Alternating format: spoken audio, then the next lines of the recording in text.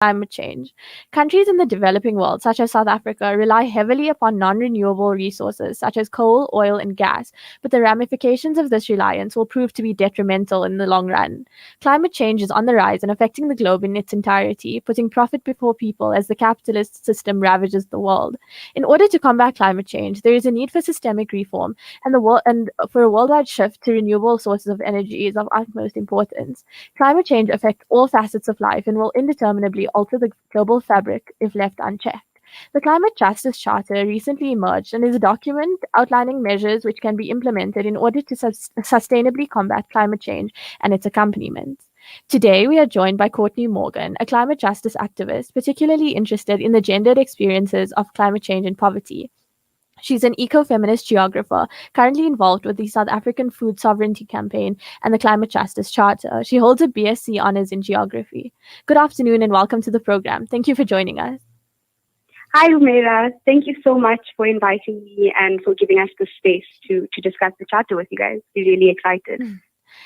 Could you begin by explaining to us exactly how this initiative began and what it was that spurred on the developing of the Climate Justice Charter? Sure. So we are, as you said, the Food Sovereignty Campaign. So we were initially doing a lot of work around hunger.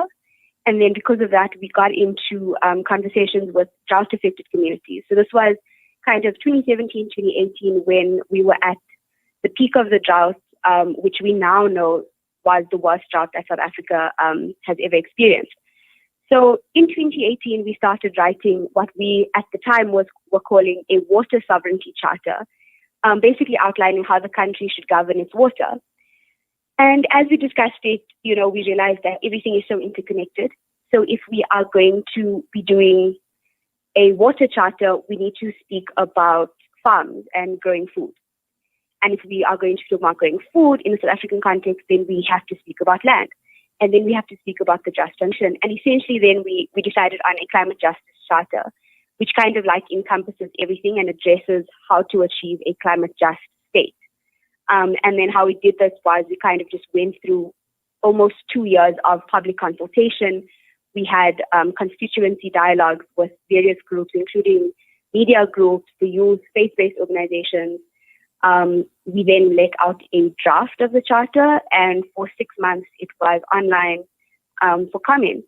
And then, we just last week had our meeting with Parliament, hoping that they will take it forward in Parliament. Okay. And then 6 aims have been enshrined within the Climate Justice Charter, ranging from awareness to democracy and constitutionalism. Could you briefly explain these aims to us? Sure. So the aims are basically the goals of the charter. So what are we trying to achieve? What will be achieved if we implement the charter? So it's the more aspirational part. It's more imaginative. And that's really what we wanted the charter to be, was an aspirational document, not necessarily, outlining policies yet, but just this document where people were allowed to imagine. So just very, very quickly, the first aim was to advance an awareness that as humans, we are at our best, we function our best when we are part of nature, when we are taking care of nature, when, we are taking into account the needs of nature as well as ourselves. The second one then is to change the way we think about growth and progress. So to see the world differently and in a way that is not going to further harm the earth. And this is obviously related to understanding around capitalist growth and progress. The third is to then place value on every single part of nature, not just the parts that benefit us. The fourth then is to deepen cooperation. So, let's work together, let's express solidarity. Let's live in a way that allows more people to be free, that allows us to live more simply, and this, for us, we see as the best way to cooperate with each other and with nature. The fifth one is to kind of pull away from this kind of leadership that can't really see beyond the next election cycle. So let's get over this kind of leadership that has no intention of moving us forward to a zero carbon economy. And then finally, it's this idea of putting our constitution and laws to work. We have these laws, but like a lot of things in South Africa, implementation is so difficult.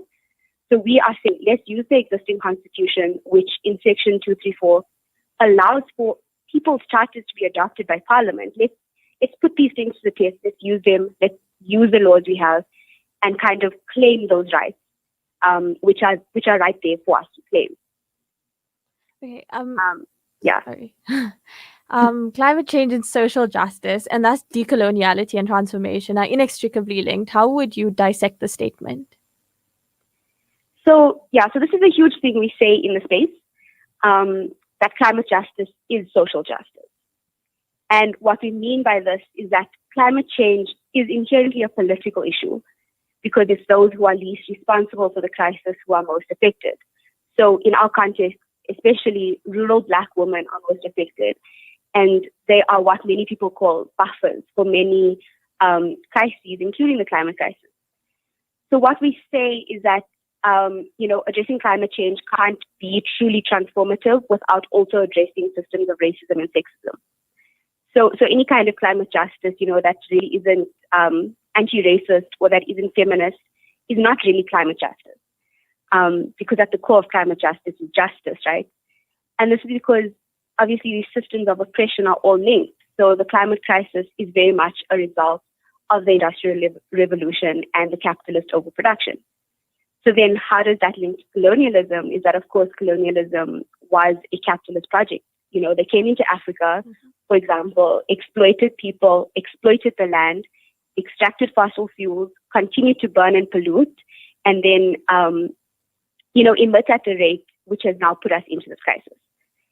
And then obviously we are left with the consequences. So when we say that those who did not cause the crisis are most affected, we're talking about this divide. So the West and America have historically emitted the most, yet Africa is heating the fastest, and Southern Africa particularly is heating actually at double the global average. So it's also about understanding that we have to have our own definitions of growth and success. We can't follow in the footsteps of Europe and America and even China. We can't burn the coal because we will literally go extinct.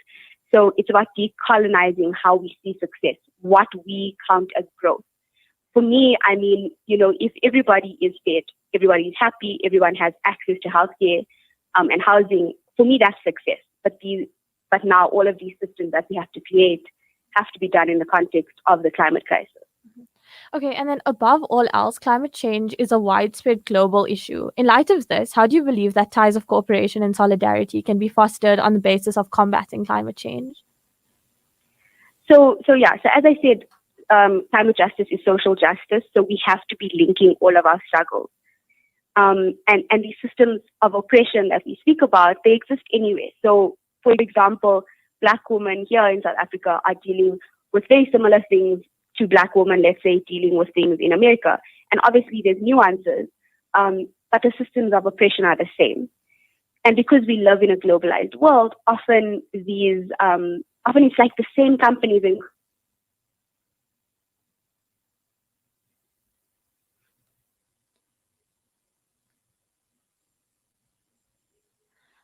apologies, we seem to have lost Courtney Morgan, but we'll definitely try to get her back.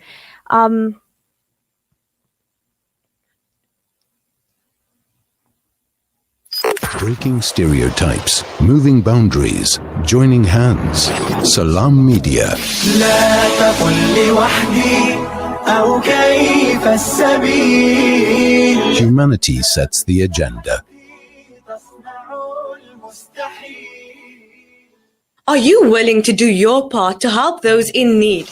Water is a human right and is essential to all life. We take it for granted every single day, but many people living in Africa do not have access to clean water. Africa Muslims Agency is building water wells to assist those in need. One water well costs 12,000 Rand and benefits hundreds of people. A gift of water is a gift of life. What will your donation be, and how many lives will you change? Call Africa Muslims Agency on 011 834 8685 or donate online at africamuslimsagency.co.za. Apologies about that. We just lost Courtney Morgan for a minute, but we have her back. So we were talking. Sorry about that, Courtney. We were talking about the fostering of ties between countries on the basis of combating climate change. Great. Sorry about that. I'm not sure what happened. So I was just saying, often the same systems of oppression are oppressing everywhere, and often the same companies. So, for example, Sasol, who is a South African company, of course, we often in this context will speak about how they teach communities in South Africa, and that Black communities in South Africa are often bearing the brunt of pollution. But then Sasol actually also has these like petrochemical plants in America, which I'm not sure people know, and there's a particular one in this community called Mossville, Louisiana, where they were actually implicated in almost completely destroying and decimating Black communities there. This was a community historically, founded by former slaves, and this community was completely surrounded by these plants. One of them, I think, if I'm not mistaken, one of the biggest petrochemical plants in the Western Hemisphere was that of Sasol. So it's things like this where Black communities are being displaced, being stripped of their historical land in the name of profit by Sasol, happening in South Africa, but then almost the exact same situation also happening across the globe in America. And there's countless examples of this. I think we need to be joining struggles with other indigenous groups who are all fighting for land and water and food, and really dismantle the system that is oppressing everyone everywhere. Okay, and then lastly, the Charter has mentioned several structures which would have to be altered as the fight against climate change rages on, including the water and energy sectors, as well as the public transport system. How do you believe that these alterations can be put into place? So yeah, definitely we need systemic change. And I think there's three main things here. So first of all, it needs to be phased out. So nobody's saying let's completely cut everything tomorrow, but we need to start somewhere and we need to do this in a phased out manner. So, let's make sure that we start somewhere. So I think the big thing with climate change is that it's these huge systemic issues and often issues you can't really see. And people feel that it's too big to take action. But we have to start somewhere. So the first thing is that we're calling for a phased out transition. The second thing would then be for no worker or oppressed group to be left behind, for nobody to be left behind in the transition. So, we do this with the intention of not only avoiding climate collapse, but also alleviating poverty, reducing inequality. So making the material lives of people better. So we can't transform the transport system or the energy system by just making it green. We also have to, have better lives for people. We can't just reproduce the inequalities all of a sudden, but in a clean system. And then finally, and maybe more practically, is how will we pay for it? What we talk about is a tax on the rich, a tax on those companies who are polluting, those who are worsening the climate change, but also taking away government subsidies that are now given to fossil fuel corporations in this country. A lot of investment is made in mines. Take that all away and put that money into a just transition.